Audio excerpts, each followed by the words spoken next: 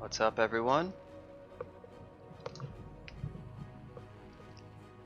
How's it going out there? On Twitch? Possibly on YouTube?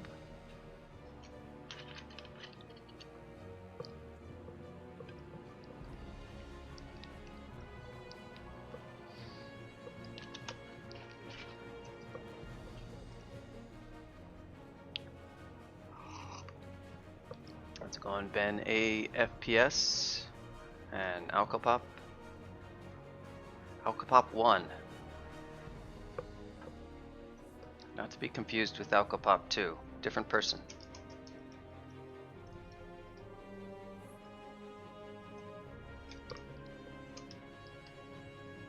We're on Vaults 1.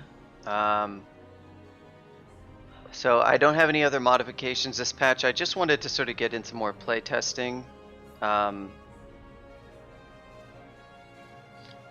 Before I merge this into Trunk. I still might tweak the way the orders of the abilities and the way the gift timeout works. What's up, Blasphemer TF? What's up, Iggy? Iggy's signature combo, Human Wizard. Shark Muna. What I do with 6 Atropa darts. You never know when you'll need an Atropa dart. You never know. I wish I had Kurare. That's even more useful. The confusion... Excuse me. The confusion does seem to proc reasonably often, so it's kind of like Poverty Confusion Wand, which has, you know, no longer exists. Rest in peace.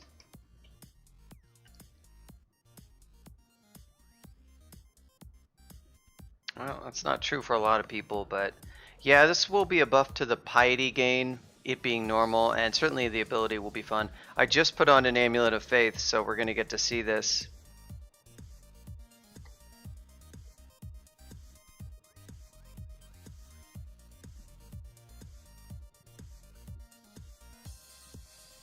Yeah, I can't really have 2 MP restoration abilities, and Channel is now at 2 stars, so you know, fairly early you get some support from Sif, just not right at 1 star. The problem is in the old system it was kind of hard to get to 1 star, whereas now it should be easier.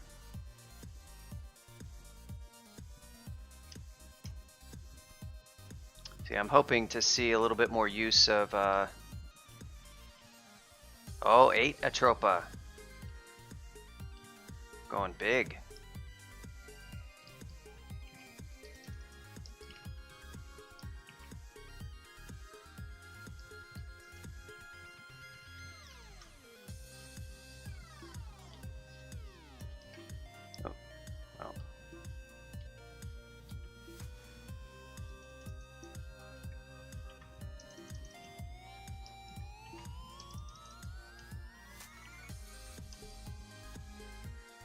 Take ourselves some mint.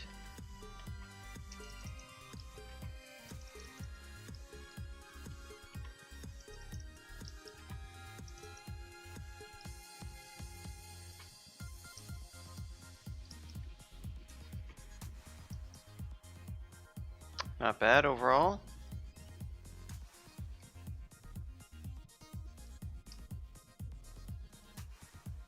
Really?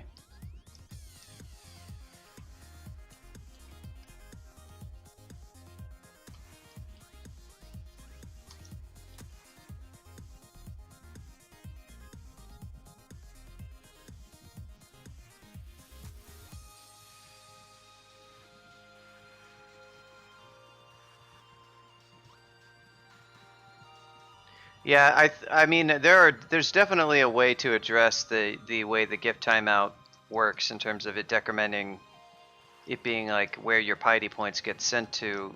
You could rework the system, but you can also sort of give Sif modify the way gifts are considered so that it's not so it's not such a problem having it at those earlier levels.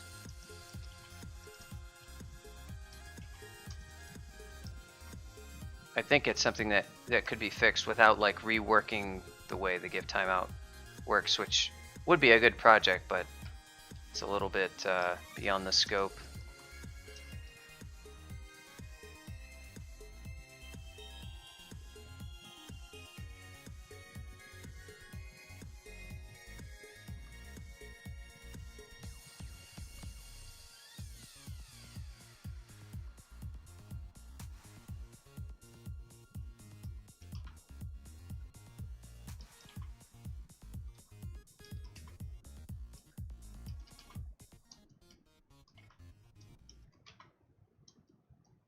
I love this game of like, what monster's gonna come around the door next? Like you're fireballing and killing it, and then it's like, first an orc warrior, and then a whatever that was the second time, a Yaktar, and then an orc knight, and then a black bear.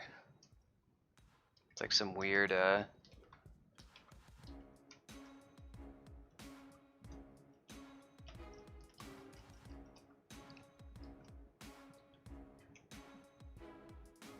let's make a deal, DCSS style.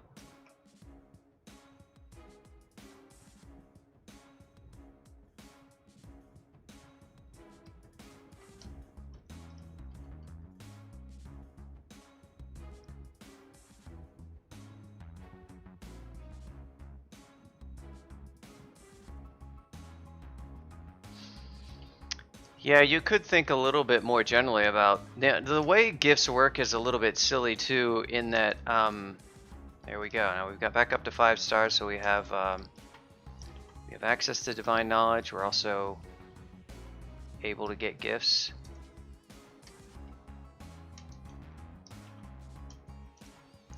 Speaking of gifts, yeah, her chance is fairly high to gift you a gift once you gain a piety point. And so that would be the way you could modify it, is just lower that chance quite a lot. Thus potentially giving you the ability to gain piety points. But it creates a weird thing where like you're not going to get a gift at your designated piety breakpoint very soon because the chance is so low. So you don't really want a system like that. You want something a bit more where it's like possibly there's just... Well, the whole concept of the gift timeout is that it's eating your piety. Yeah, it's kind of the problem is with the gift timeout taking your piety instead of just being like a timeout that doesn't do anything with the piety. That's almost what the issue is in a way. It's just I think the way the system was made so that it takes your piety points as long as the timeout, probably just to help prevent piety from getting out of control.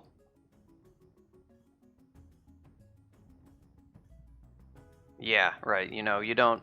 It probably they should have addressed it, but another way by like how much piety is awarded.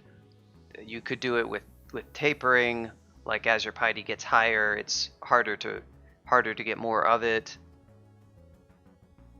You know, but I think it was just this way of like limiting.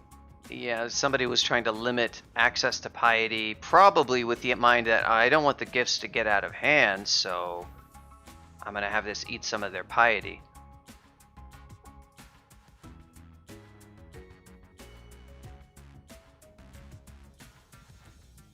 Her timeout was actually the longest of any of the gift-giving gods. It was something like it was a it was a 1d 40 -1 versus a 1d 30 -1 for Trog's weapon gifts. Well, plus a fixed factor too, but their fixed factor between the two was the same. So it was a little bit longer for Sif. Trog, well, Sif did have a different piety system altogether since it was based on skill training, so it was harder to get piety versus Trog, which was just piety on kill. But now Sif is piety on kill, and she still has the issue, honestly.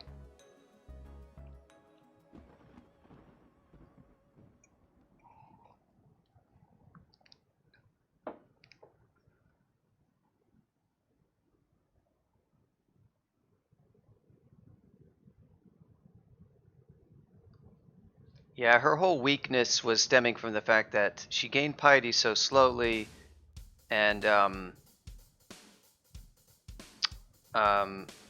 you know, her aspect of giving you MP is especially impactful very early on, but it really falls off and becomes more a major convenience as the game goes on, as opposed to something that's actually really gonna keep you alive outside of those earlier levels. Later on, as you're getting closer to getting a rune, it's a lot more, or you know, you're well into lair, it's a lot more of convenience.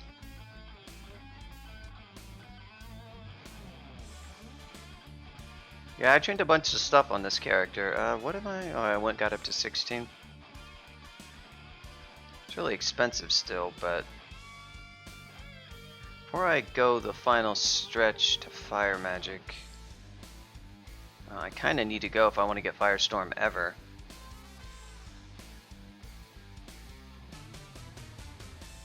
I think I'm going to have to. It's not the ideal character to go for Firestorm, let's be honest. Let's see where we get to 18. We're still not going to be able to cast Firestorm at 18, although we do have pretty good int.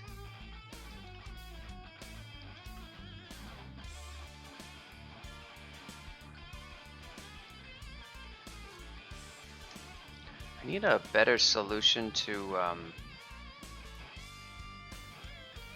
this annotation for my staff, because like I actually want to, but if I remove it, it auto reinscribes it.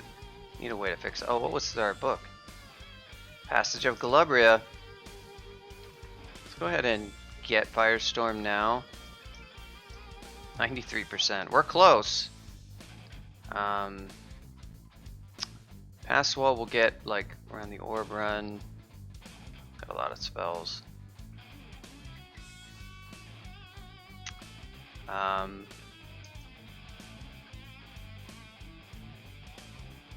A lot of spells. Can't really. Do we have anything to get rid of? Not using Lightning Spire as much. It's still good, but if I can Sif cast like some. Ooh. All right, not bad. Not bad, not bad. Take that. Love my decks.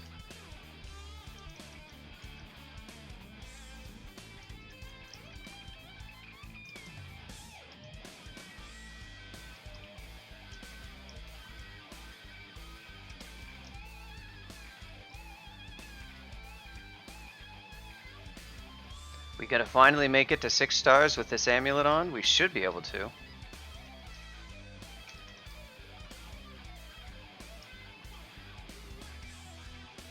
Hey, second Convoker.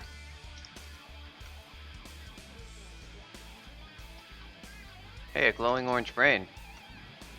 Hey, you can see them ducking out of Los. I mean, not that that glowing orange brain could actually have done too much. They were like, oh, he zapped me, I'm going to hide, but hard to hide from Fireball. At least in that position.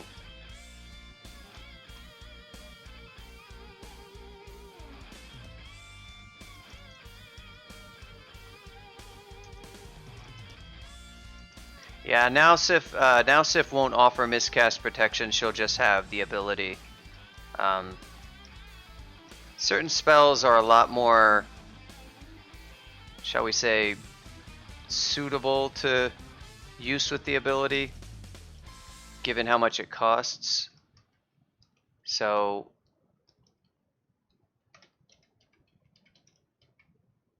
it is true you could use.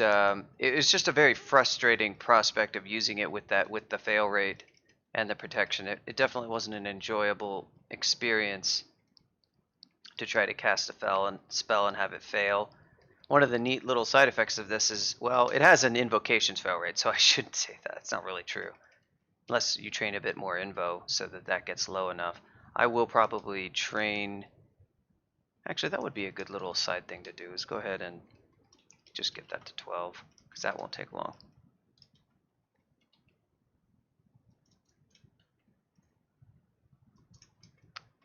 Wake up, wakey wakey. Eggs and bakey.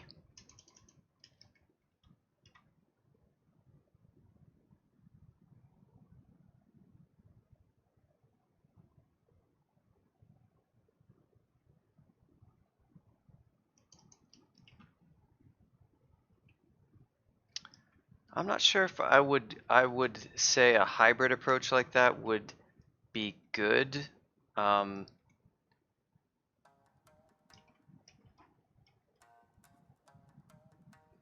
Yeah, I mean, you have to get up there. I mean, if you just kept it, Sif would be better now because she would have easier piety gain. It wouldn't require you to dump so much into skill. Here's the current write-up. It is work in progress, but that contains all the current changes.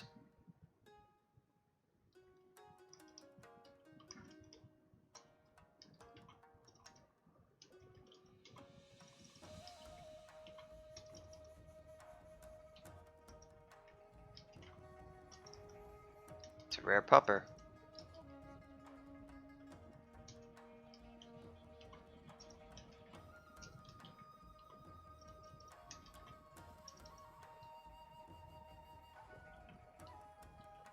I can get to champion.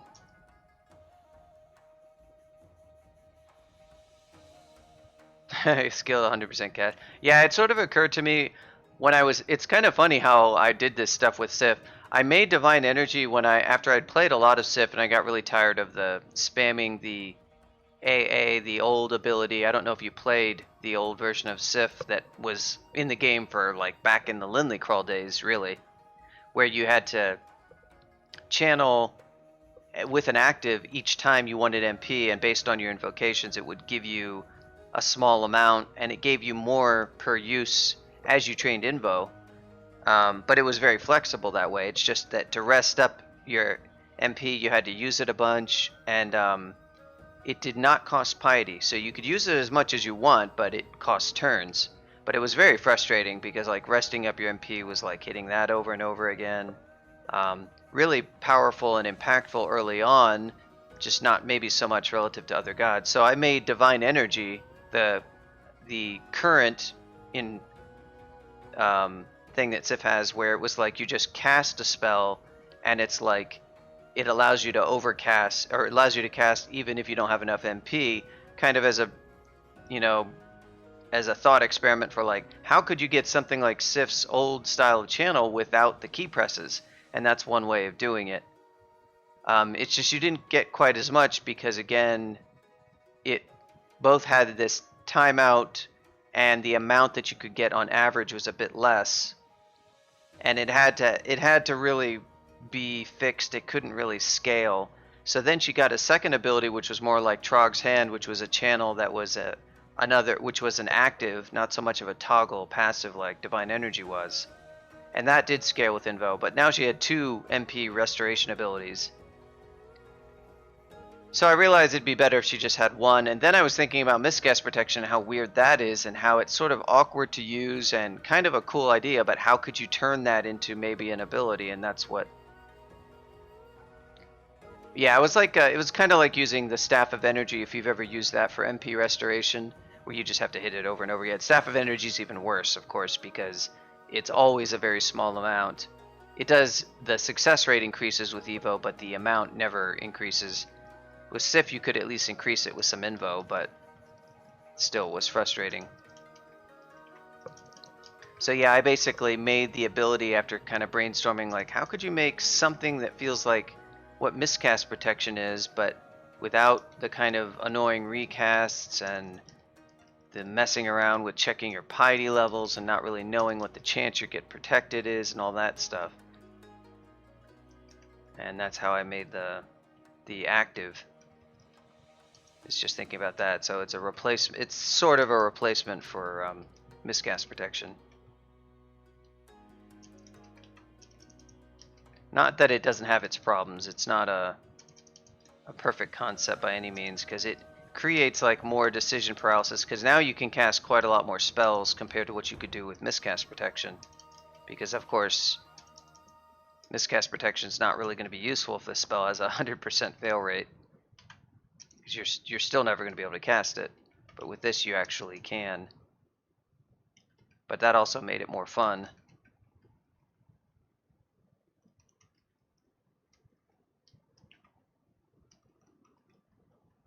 Yeah, that old version of Sif with the hitting AA was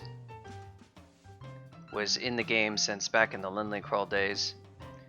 When Sif was added back in, like, it was Lindley, gods were added to Lindley Crawl. Lindley Crawl went up to version basically 4.0 something, and there was an alpha for 4.1, which is infamous because it's incredibly hard. Brent Ross, who is the maintainer, rewrote a lot of the code and made many balance changes, and 4.1 can still be played on CDO. It's of course console. It's ASCII only, because in those days there weren't even local tiles to play with, let alone web tiles. And Brent Ross kind of didn't finish that alpha, but he had rewritten a lot of the code that, you know, was in definite need of rewriting. And Darshan Shaligram, the creator of the sequel bot that all Lomlobot and other bots query to, was the one who basically started the fork, because he had made an auto travel patch sort of based on NetHack's auto travel, and saw that that 4.1 was basically languishing, and so he said, well, okay, well, maybe I'll start a new one with the fork. And he and I think it was Eric Piper, and he also got help from DPEG, and eventually his DPEG sister JPEG, and I think he and Eric, and I don't know if he had another programmer. I mean, he had DPEG sort of offering design advice right away. DPEG had been a Lindley Crawl player, but yeah, the gods were added to Lindley Crawl back in like Lindley Crawl 2.42 or something like that, back when Lindley was still actually active, because he sort of stopped at the end of the 2.x and handed it over, I think, to Brent Ross, and he got gods in. That was one of the big things that Lindley wanted to add. And so Sif, I think Nemelex came a bit later. The good gods, the evil gods, Kiku, Ured, Sif, Vehement. Trog didn't come until a bit later, along with Nemelex. Nemelex had a little portable altar you had to like carry as an item, and then drop it, and then sacrifice stuff on it. It was pretty awful, because Nem wanted sacrifices for piety of like dungeon items. Something that was in the portable altar got removed, but that was in DCSS for a very long time. Back when I started playing, Nemelex worked off of item sacrifices, and Ellie also accepted item sacrifices of weapons. She would get piety if you sacrificed a weapon.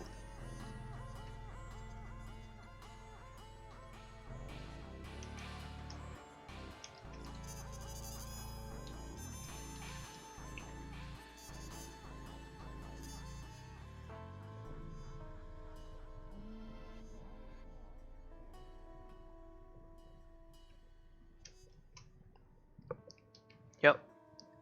Should be pretty fun. We'll allow some degeneracy, like I have Shatter, so yeah, if I use the ability, it just shows you this. I just used it here. It doesn't cost any piety unless you actually cast. Yeah, 4.1 is notoriously difficult. Those entries, those 7 entries, it does cost. It has a very high piety cost. I lowered it to be a little bit less than Zin's Sanctuary, which is 15 piety. It's down to 12. I could adjust that later. I don't want it to be spammable, so if I used it now, I don't know what my piety is. I might be getting close to 6 stars, so I might be able to use it once and not drop down to 4 star, but it's quite possible that using it once now would drop me down. And yeah, it shows you spells in your library and that you have memorized, sorted by difficulty from like more difficult to less, because you probably want the higher difficulty stuff. And it looks otherwise like the spell library, and yeah, you just select.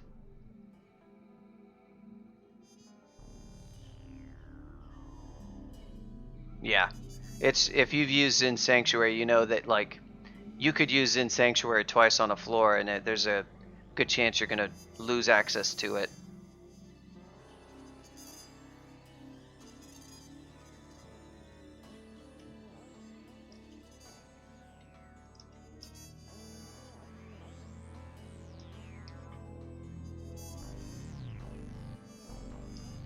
So far I've cast Dragon's Call a couple of times, and not in any situation that was particularly critical, but it was fun. I'm definitely going to use it to shatter into the Zot 5 vault. Ooh, harpies. Well, probably will. I guess it depends on what my piety looks like. I put on Faith because I want to be able to like play with it a bit more.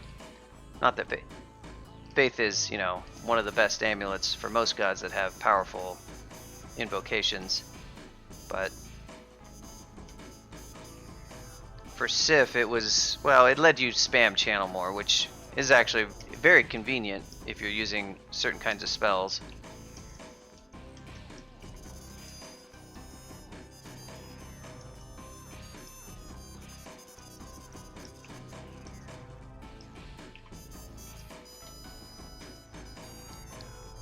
Alright, there's Invo 12. It should lower our fail rate pretty well.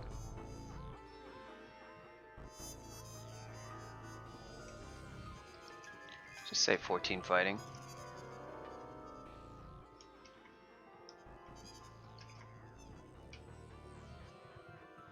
Yeah, I don't think it will be either. I mean, some example spells that are particularly are like that are spells like oh, interesting. I thought I wait. Oh, did I not get it? I really thought I thought I found Borg's Reviv. I could have sworn I did. I have Haunt and Infestation. Interesting. But not Reviv, huh?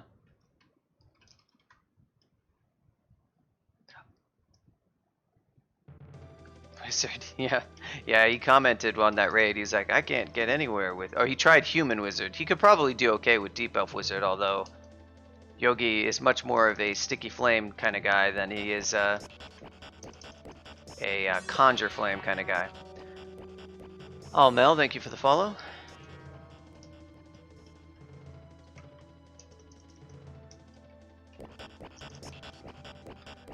Ken595, thank you for the follow as well.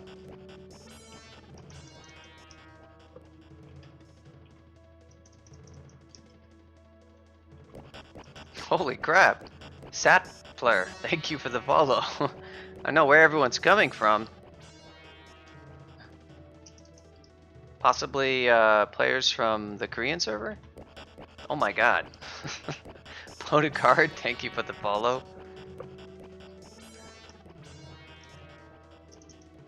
The follow train is real.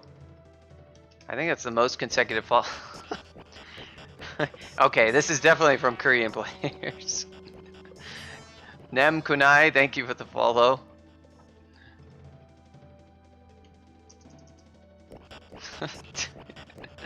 McMuffin Head. I hope this is not like a bug and these are people who already are following and it's just like,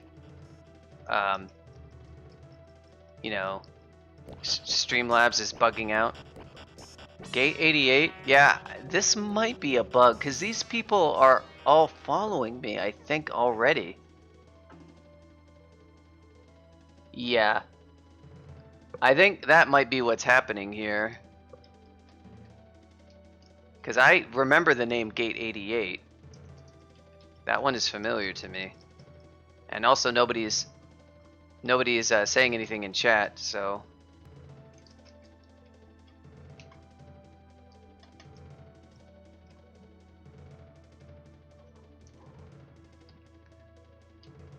Got real excited there for a second. I was like, dang.